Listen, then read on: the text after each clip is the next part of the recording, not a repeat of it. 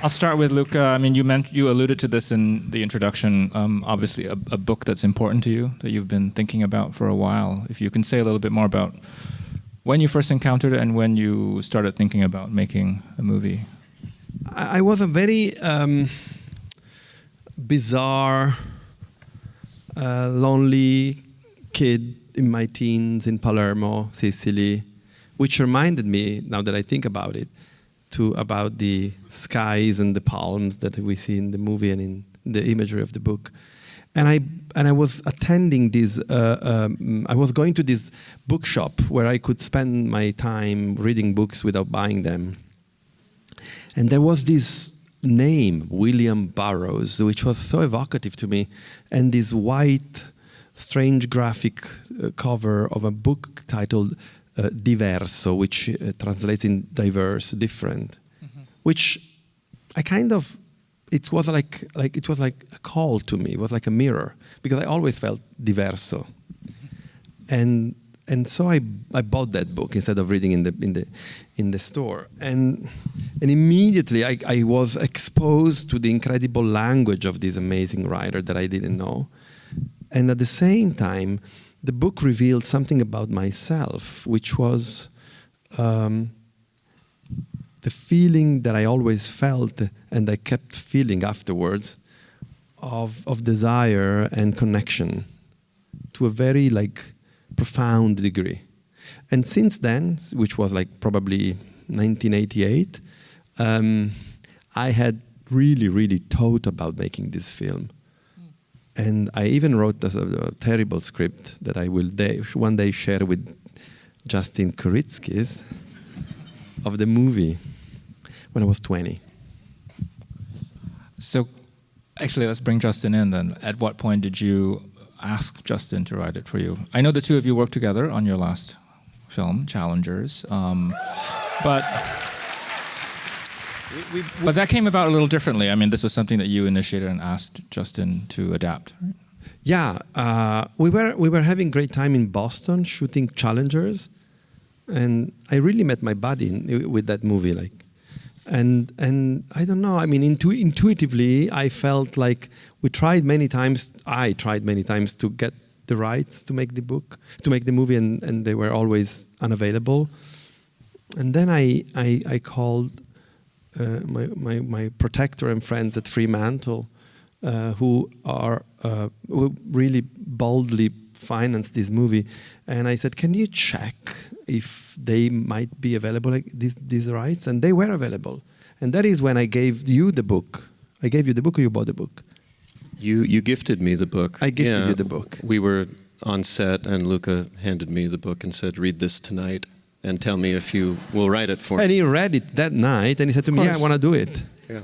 And then basically we were might be end of May or beginning of June, and I think in July you gave me the script. Yeah. And then in August, Daniel said, "Yes, I'm doing it." It's the miracles of cinema, or as the wonderful J.G. Ballard would say, the miracles of life. You mentioned in the introduction that the book is unfinished, and also Burroughs maybe isn't the easiest writer to adapt. So I'm wondering if Justin and Luca, if you want to talk about certain decisions that you had to make, and certain, it's quite different actually from. I think it's true to the spirit of the book, but there are also a lot of changes that you've made. Yeah, well, it was a very kind of special way to write something. It was very different from the experience we had on Challengers, which was a script that I had written before I met Luca, and then we got to have this incredible collaboration on it. But Queer was a movie that we got to talk about for months before I put pen to paper.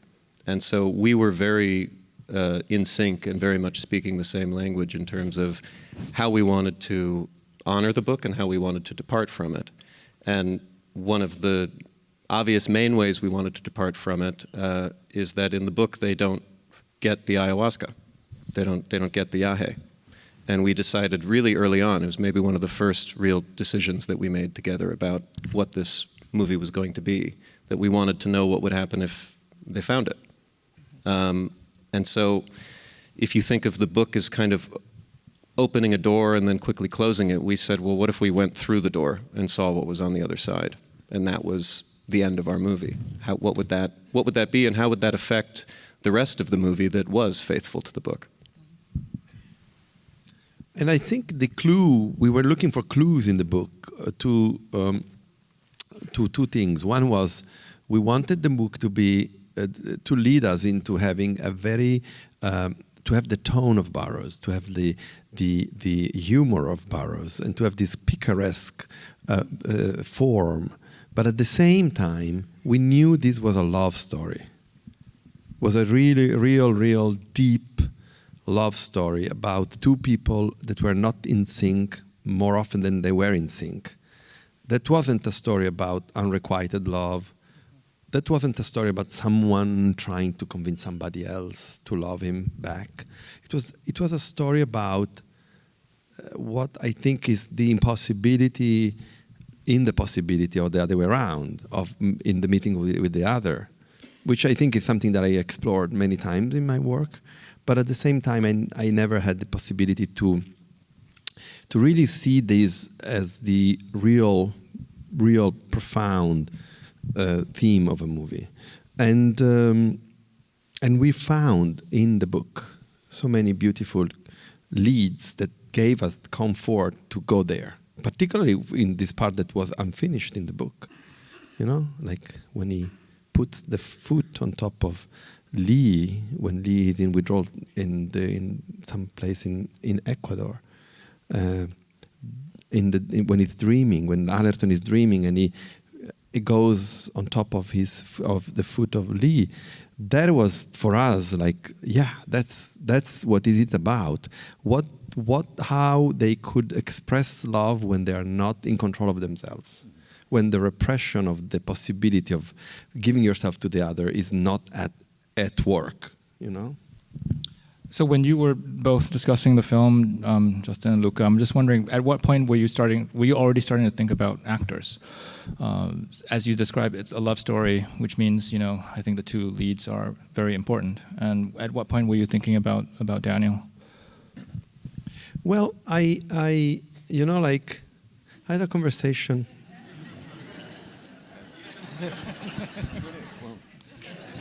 You say. No. Go ahead. I've got nothing to say. I was just pulling a silly face. I don't know. When I got involved, it was a very simple decision for me to make anyway, because Luca was directing the movie, and I wanted to work with Luca for such a long time. And I was sure he was going to say no. Mm. Why did you think that? Because, I think you have to be practical in life. So. Okay, you have this script, and you think, okay, yeah, I'm going to ask Daniel Craig to play this character, and he's going to say yes. And it's going to be the most divine partner and very easy, and he's going to go for it. Yeah. And he did, yeah, it was like that. Again, the miracles of life. Yeah, it was, listen, it was just, scripts don't come around like this very often. Directors don't come around like this very often. When it comes, you've got to grab it and just it spoke to me. The script spoke to me in such a way that I knew that it was something that I could. I didn't know what the end result would be, but the journey was going to be something else, and that's really what appealed to me, and to be, working with such a wonderful person like Luca, who is just one of the most creative and exciting people to work with you could ever hope for, and then to have all of these people surround him and all of those things. I didn't know what the end result would be, but I knew that we could create something, and we said this to each other. That's right. We said, whatever we do, we must create something memorable and beautiful, and make it about love. And that to me was, I think a lot of people have maybe described your part, Daniel, as this role is a bit of a departure, given what we know you for in recent years. But actually, I think there's a real kind of continuity with some of your early films. I'm thinking of Love Is the Devil or The Mother, and I think that there's a real continuity with the kind of work you're doing in those films, which are also sexually frank films. And this one, I wonder if you thought about that as well. I didn't. I don't really. I don't look at my career and go, "Oh, I must do this, and I must do this." I don't give it that kind of. But certainly, the reason I wanted to get into cinema was because of movies like this. And when I started off, the British film industry was in not the greatest of places, and there was not much choice. But there were a bunch of really, really fabulous, interesting directors and artists around who were making movies. John Mabey being one of them, who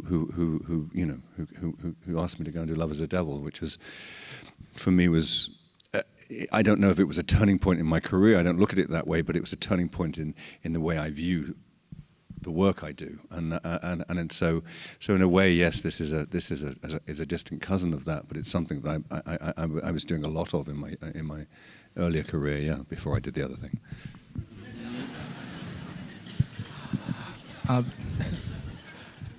Could you talk about casting Drew?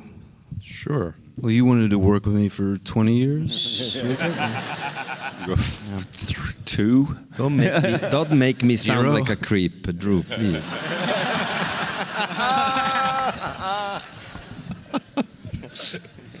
So one of our producers, executive producers, Peter Spears, we were in London presenting Bones and All that we presented here.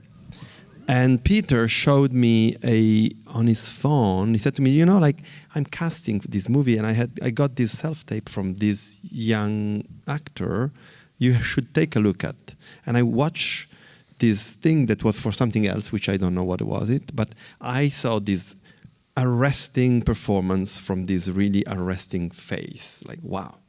And I said, I need to meet this guy immediately. So I went to LA, and we met, and then we had couple of meetings. One was with Jonathan as well, my consigliere. And then Hugh made some tapes, which were fantastic. And then I think we felt that he was Allerton from the get-go, but then we wait a little bit. And then one day, we were in Cinecittà where we shot the movie. The movie is all completely, we can talk about it later, but we shot on stage. So we were there, and I was coming off after a long day of work, and I see this crowd of people with banners, and I thought, okay, Daniel's fans. And they start to scream like, hey, Drew. And I go, what's going on here?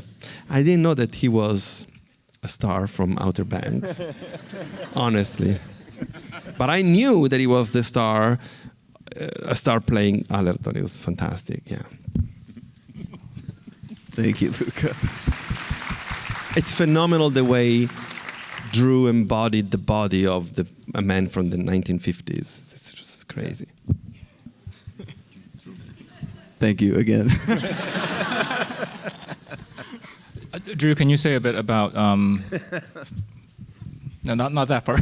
Like finding your way into this character who is this kind of object of obsessive love, fascination, but also quite mysterious and opaque in some ways? Yeah, I mean, I think it started with just close collaboration and talks with Luca, and kind of diving into the world of Burroughs. I guess a process of osmosis in a way. It's so rare that you get an opportunity to have 4 or 5 months of prep for something. And I think at times it was just, I felt like I was doing nothing and I was just meditating on it. But I think that has a way of seeping into your soul and who you are, and that was invaluable. And then, of course, I couldn't do much more work until I was with, this guy. Just because Allerton feels like he only reveals himself when he's a counterpart to Lee, and that felt like his truest form and what he was most afraid of. And so I think the real work kind of started day one. A couple months before when I met Daniel, but that's on those days and the day of is where we found those little magical things. I wanted to bring Jonathan in as well. Luca and Jonathan, maybe you want to say a little bit about your working relationship and how you worked on this film. Sisterhood.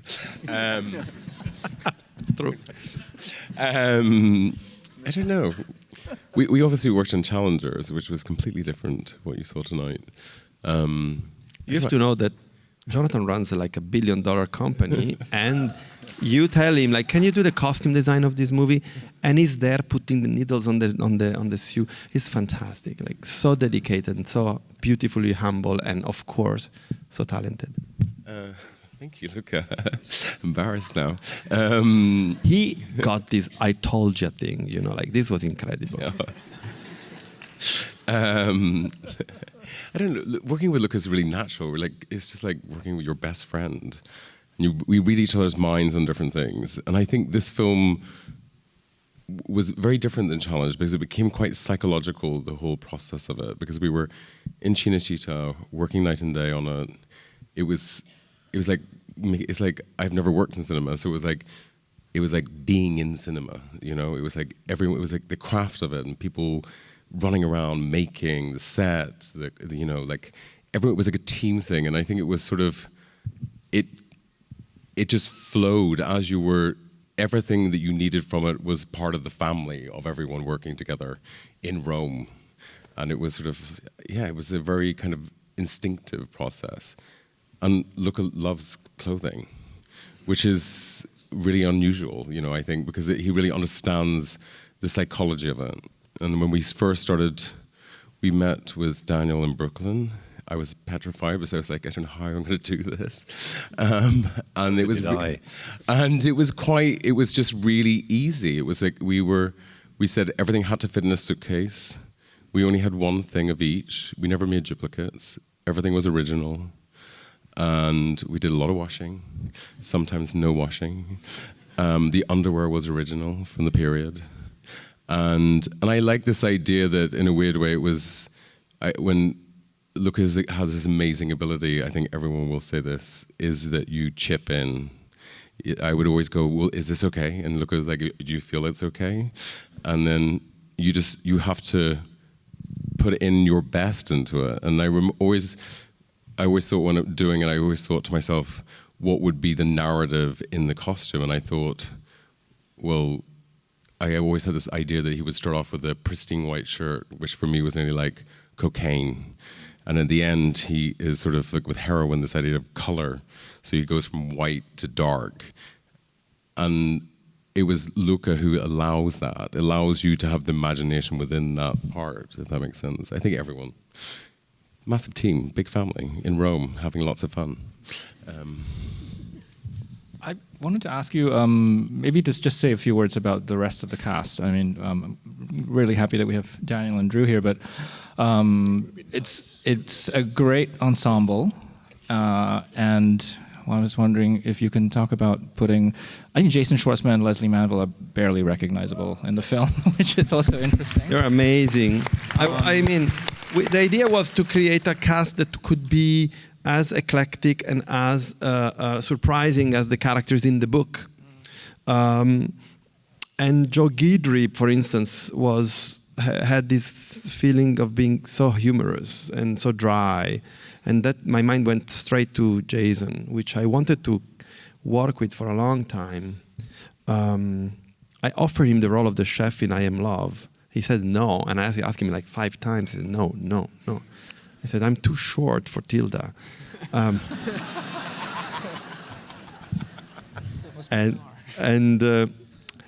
And then Lesley, I mean, I love Lesley. And that was one of the departure from the book. We wanted Cotter to be a woman, not a man, because Cotter in the book is very hostile to Lee and Allerton. And we felt like that was a sort of kind of like act that she does at the beginning of their meeting, and then eventually you realize that she actually is a sort of Virgilius. She is like the guide for both of them to find a way to be finally in sync. And you wanted someone full of humanity, and I felt always that Lesley Manville, has brought that kind of humanity to the character she played. Then the composition of the cast, we have wonderful comedian Drew Droge, who plays Dumais. A couple of filmmakers. And then we have 3 colleagues that I love dearly, and I have a great, I'm fan of all of them. One is here tonight, Ariel Schulman. And then we have Lisandro Alonso. Where is Ariel? Ariel, darling. Hello. Lisandro Alonso, who plays Lesley Manville's husband, and then we have David Lowery, which I tried to cast him in Bones and all. He said like he couldn't, and he came to do this one. He's the first one with you to first day. It was great. First day. And then we have also some artists, like great artists, like Michael Borremans and Andra Ursuta plays 2 roles. Yep. Yeah. I'm getting a sign, unfortunately, that we do have to end. But I want to thank you all for this extraordinary film. Thank you. Thanks so much. Being with us tonight.